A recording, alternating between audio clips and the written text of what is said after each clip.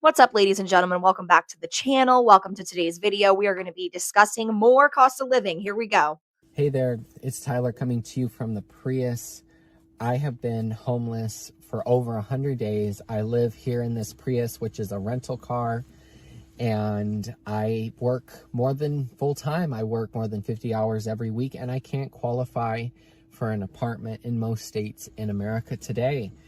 And, you know, I put out a couple videos recently about this, and a lot of people watched them, and there was mixed reviews. And thank you for those of you who had positive and constructive comments. And we're at a divide in this country right now where, you know, there seems to be this idea that if you want to be able to survive and work a job and be able to afford a home and a car and things like that, the essentials, somehow that is getting misconstrued for socialism. I've been called a socialist more times in the last few days than I care to count. And how is that socialism? Because when you think about it, right, just 15 years ago, 20 years ago, people could work one job,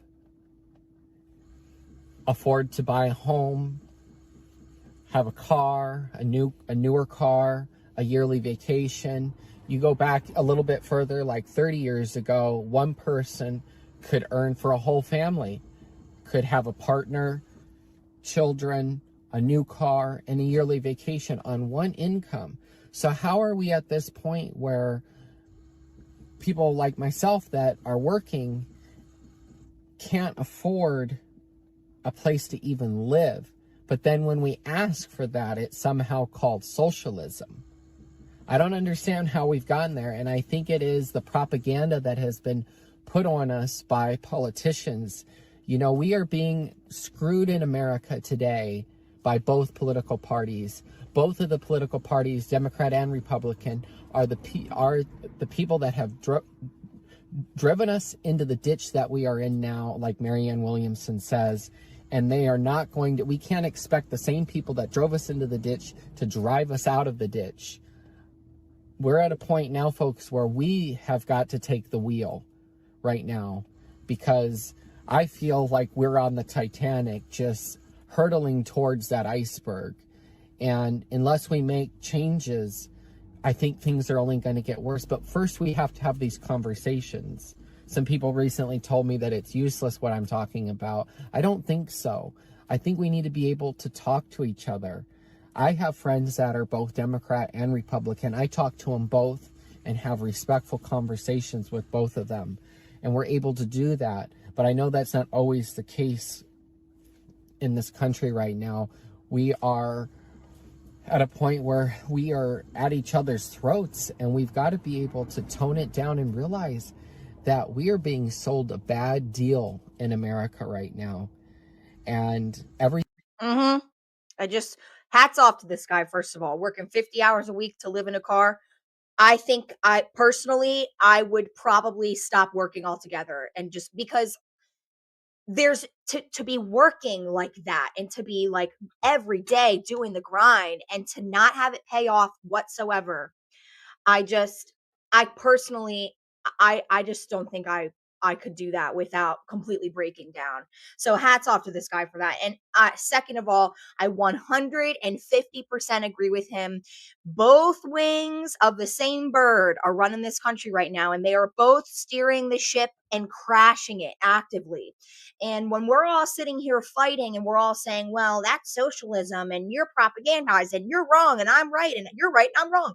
And it's all being done on purpose. We are clearly being divided and conquered.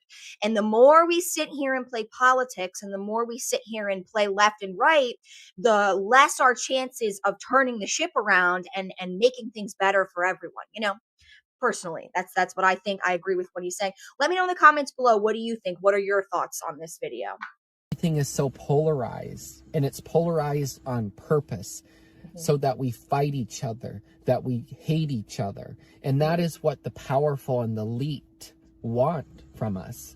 Because if they can keep us powerless, it keeps them powerful. So let us open this conversation and the dialogue, but in a manner that is respectful and through the understanding that we are all a lot alike, more alike than we are different. We all want to have good things for ourselves and our families, but we have a different approach and beliefs. But I think we can find commonality and bridge those gaps and build a better America for our future, because this is not an America that we want to leave for future generations. I think we owe it to the next generation to leave this country better off than when we found it, and not to just use it and to use the earth and just use it all for our personal gain. And I think we all have a unique individual responsibility to do what we can, to be involved. I think we've become really disconnected from politics. I've tried to stay away from it, but now I feel moved in my spirit to talk about all this, but not from a Democrat stance or Republican stance, from a human stance, from a human being. You know, I shouldn't have to live in a car, a rental car, mind you, and work 50, sometimes 60 hours a week and not qualify for a place to live. And that is not because I'm lazy. I'm not lazy. I'm out here grinding every day, trying my best, also while battling anxiety and depression. And it's not easy, but I'm trying. And there's a lot of people trying in America right now. There is a lot of people right now that are really doing everything they can when everything is being put against them. And I think it's so easy to get on a keyboard and say you're lazy, oh, you're a socialist, you know, you want the government to just take care of you. I don't want the government to take care of me. But what I want is a fair chance to build a life that I love. But how can I do that when I can't even afford a place to live, when I'm spending 7 days a week working up to 60 hours? That's not a way. So let us find ways we can have meaningful conversations. I think it starts there. And then we can build up from there and do it from a place of love and understanding. And I want to read a quote. I do this. I have, if you're watching this far, I have a YouTube channel. It's linked to the bio here on TikTok. Check it out. I have more videos about what I've been talking about, and you can learn more about me and my situation and how I got to be where I'm at right now. And something I do on my YouTube videos, I always read a quote at the end of the video. And, well, I thought I had the quote ready. Here it is. It's a short one, but it's a really good one. It says, "The highest form of knowledge is empathy." And I think empathy and compassion are some of the most powerful foundations in life, and the understanding. And it comes right back to that understanding that we are more alike than we are different. And that comes from a place of compassion. Sorry, there's a gnat that keeps flying in my eye. And empathy. And it was Rue McClanahan, who played Blanche on The Golden Girls, that famously said, she said, compassion is the foundation for everything.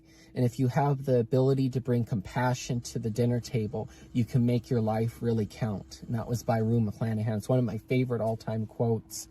And so let's just all pause and find what we can agree on, and not look at whether we're a Democrat or we're a Republican. Let's put that to a side, because guess what? That's not working. That's been a bad deal that we were sold on a long time ago. In fact, George Washington, our first president, John Adams, our second president, they all warned of fractions, political parties. They warned us that if the day came where man looked to factions, that would be the beginning of the end of America. So we were warned of this a very, very long time ago. But it doesn't mean we can't get out of it. And it doesn't mean that the best is yet to come. I truly believe America's best days are ahead of us. But first, we have to come from a point of compassion and love and understanding. So I hope you enjoyed this video. If you watched this far, thank you. I really appreciate it. And if you can and you would like to help with my situation, I don't make anything doing these videos or on YouTube yet, and I've gotten over 100,000 views now. But if you would like to, you can buy me a cup of coffee. It's I'll try to link it in the comments. It's buymeacupofcoffee.com/the nomadic millennial, and that really helps me make this content, because I do put a lot of effort into my YouTube channel and into TikTok here. So much love to all of you. I hope you're doing well out there, and I'm praying for America, not just for myself, but for all of us. So until the next one, guys, take care. Many blessings to all of you. With love. Bye. I do want to say that I do agree with him there. We do have to look at each other from a place of compassion, and I do believe that the division of left versus right has caused people to no longer have compassion for your fellow neighbor, for your fellow, hardworking, tax-paying American neighbor. That's just not really there anymore. And I 100% I do agree with that very much. That we need to start viewing each other as people and not treating each other like, you're just worthless because you think this way, or whatever. It's not helpful. It's obviously not helpful. It's obviously not getting us anywhere except a very bad place. So that's my opinion on that. Oh, you might think, I bet she's upset about something legit. No, I'm crying because my Starbucks this morning was almost $10, and I just can't afford it anymore. And that sucks. Nobody should be going to Starbucks anymore, okay? Actually, your coffee, I promise you, it tastes better and it's healthier for you, and it's cheaper when you just make it at home. Make espresso at home. Get one of those Italian things that you put on the stove, and it makes the espresso and it like boils up. I have one of those. It's just as good, tastes better than Starbucks, and it's not $10 a cup, okay? I'm never going to Starbucks again. The last time I went there, I got a medium latte that was iced, and they charged me $8.50. And I said, you know what? This is the last time I'm coming here. I will never come here again, because the more we keep buying it, they're just going to keep raising the price, and it's not helping anybody, and you're just allowing them to continue to price gouge. How are people affording life right now? How are people tackling this cost of living? I'm going to tell you exactly how we are affording to live right now. So listen up. I'm going to give you guys some tips on how to make it through every single day. The first thing you're going to want to do is just get a credit card, and then just close your eyes like this. Just close them. And then just give a little hope and a prayer that you're going to find a way to pay that off someday. Okay? That is my financial advice, because, sweetie, no one can afford to live right now. Welcome to 2023. No one can afford to live. My husband and I both work full-time jobs. We make good money. We feel incredibly, incredibly fortunate that we are not behind on any bills, but we are paycheck to paycheck. And I mean paycheck to paycheck. I mean, we are like, do we have enough money to get all the groceries this week? Do we? I don't know. We laugh a lot. Like, we set a budget. We set a budget. My brother and I have actually talked about this too, where we set a budget in our household, and then we laughably go over it, because we'll be like, this week we're going to spend this much money on groceries. And then we get to the grocery store and get the basic necessities. And I mean like bread, eggs, butter, stuff to make our meals. We don't eat out. We don't go on date nights. No, we're not doing anything. We're not going anywhere. We're not doing anything fun. There's no money being spent in this house. And we laughably go over our budget every week. Every single week. And then I've got like a wall calendar, and I'm writing out all the bills, and it's laughable. We come to the end of the month and it's like pennies. And I'm just like, hey, all the bills are paid. That's good. We'll just start over next month, and maybe we'll be able to save a couple $100. We never do. We never save money. We haven't saved money since 2019. We bought our house in 2019. Thank God. because then the pandemic hit and all hell broke loose. All hell broke loose. The scariest part is that I genuinely don't think that people who sit in like a government official seat, like people on the Senate and people in the House of Representatives, they genuinely have no idea what people in our generation are going through. It is not your Starbucks coffee. It's not your Netflix subscriptions, which, by the way, all those are going up and it's ridiculous. Like the price increases. It's just ha ha ha ha. Like the fact that we can afford this stuff is insane. My husband and I have 2 cars that are completely paid off, and we really need to upgrade one of our cars because our kids are getting older, and like I just have a tiny car, and like we need more room, but like we can't afford a car payment. And we have 1 kid out of daycare, and we were like, oh, we'll start saving money because but the inflation since the 1 kid got out of daycare has gone up so much that we're like, thank God she got out of daycare when she did. Because I don't know where the extra money went. Like, she got out of daycare and all of a sudden we're paying more in groceries and other crap now. Like, gas and all of our other bills went up. And, like, I can't. It's not just you. It's everyone. We're all in this together. Seriously, though. We're all in this together. We're all drowning together in a silent depression. We're just slowly being crushed by life. Together. It's fun. It's fine. It's fine. People who are older, who have higher power than us in the government, no fucking clue. No idea what we're going through. They're just like, well, just learn to manage your money better. What money? What money? What money should I manage better? You tell me. Do you have money for me to manage? I will take your money. And I promise I will learn to manage it. Just give me your money. Yeah, no, there's no magic trick of getting out of this one. I don't have other answers than just like, get credit cards. Don't do that. That's absolutely horrible advice. They will kill you with the interest rate. I know this from experience. I was in like college, I think, and someone advised me to just put everything on the credit card. Before I knew it, I had definitely like at least 6 or 7 grand in credit card debt. And let me tell you, that was very hard to pay off. And it took me like a full year to pay it off. Just don't do that. You're screwing yourself over if you use credit cards. You're better off cutting spending as much as possible. I hate to say it. I know it sucks, but cutting back on the eating, you're not going to die if you eat twice a day for a little bit so you can save some money. But just make sure your food is like protein focused, that you're full and you're not feeling like you're starving to death. I don't know. That's my advice. I would not run anything up on a credit card. Just don't do it. And just cross your fingers.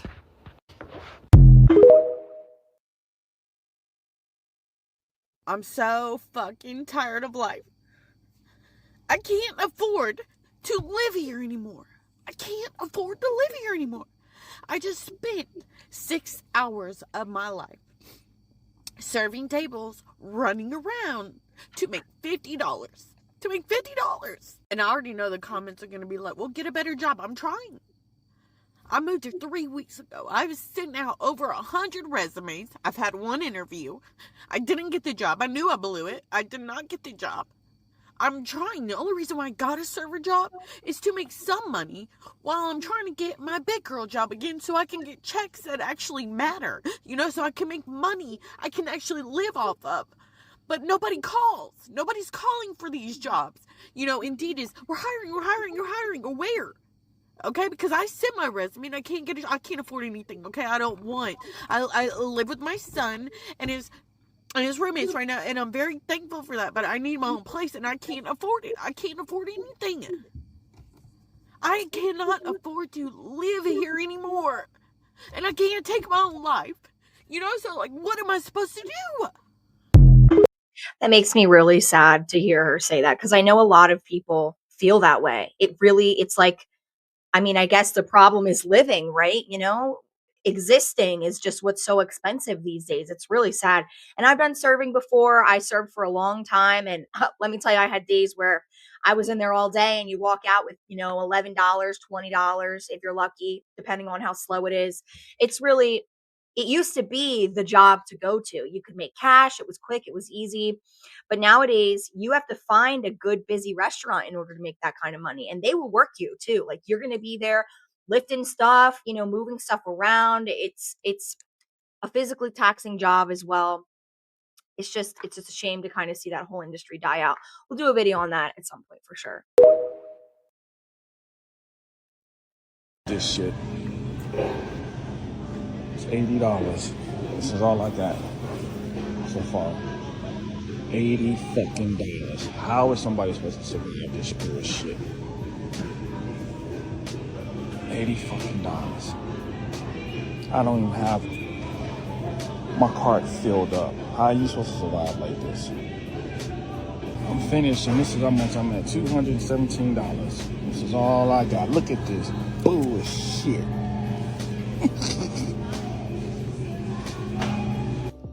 I come to the conclusion, America, I can't afford to live here. I don't give a fuck how much money me and my wife make. The cost of living is outrageous, and I'm fucking tired of giving everybody all my money. We went to the grocery store today, and when I tell you I didn't get anything for my hard-earned money, they are taking advantage of us. When are we going to be tired and say, fuck this system?